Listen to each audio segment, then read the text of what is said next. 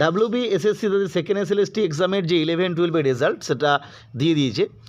তারপরে যে বিষয়টা জানা জরুরি বা অনেকে জানতে চাইছো সেটা হচ্ছে 11-12 যে ভ্যাকেন্সি লিস্ট, অর্থাৎ কোন কোন স্কুল ভ্যাকেন্সি রয়েছে তার লিস্টটা, এবং কাউন্সেলিং যখন হবে সেখানে সিরিয়াল নাম্বার কী অনুযায়ী হবে বা ক্যাটাগরি অনুযায়ী হবে কি না, এবং ভ্যাকেন্সি চয়েস কীভাবে করতে হবে, এই নিয়ে আমরা ডিটেলস আলোচনা করব। ফলে যারা এই বিষয়ে জানতে আগ্রহী তারা অবশ্যই ভিডিওটি স্কিপ না করে পুরোটি দেখো। যাদের এই বিষয়ে যথেষ্ট জ্ঞান আছে তারা কিন্তু না দেখলেও হবে।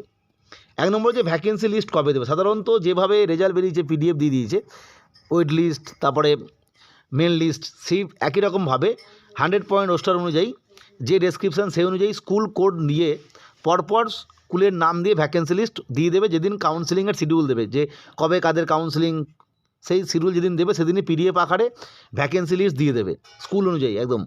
সেখানে তোমরা বুঝতে পারবে যে কোন স্কুল রয়েছে কোন রোস্টার পয়েন্ট অনুযায়ী।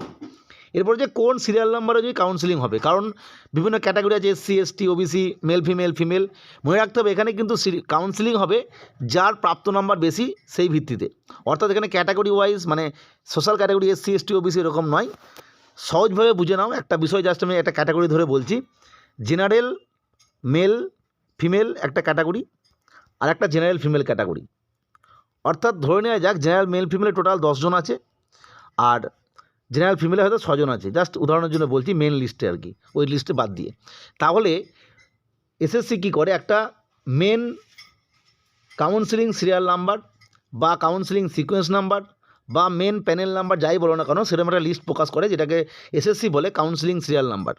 সেই অনুযায়ী কাউন্সেলিং হবে। সেখানে জেনারেলের পরে কোনো একটা SC স্টুডেন্ট থাকতে পারে, SCর পরে 5টা জেনারেল থাকতে পারে, আবার OBC AB থাকতে পারে, অর্থাৎ ক্যাটাগরি ওয়াইজ নয়, প্রাপ্ত মার্কসের ভিত্তিতে। মানে এই জেনারেল মেল ফিমেল যেটা, সেখানে দেখা গেল এরকম হতে পারে যে কোনো একজন স্টুডেন্টস যে ক্যাটাগরির হন তার হয়তো র্যাঙ্ক হয়েছে 7, তিনি ফিমেল ক্যান্ডিডেট, ফলে তার মাল্টিপল ক্যাটাগরি অনুযায়ী ফিমেল যে জেনারেল ফিমেল রয়েছে সেখানে হয়তো তার র্যাঙ্ক থাকতে পারে 1-এ, ধরে নিচ্ছি আমি জাস্ট।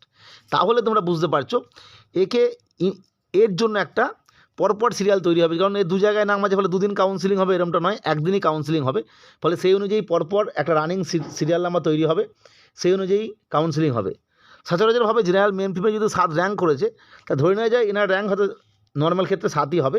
এভাবে পরপর থাকবে, সেই অনুযায়ী কাউন্সেলিং হবে।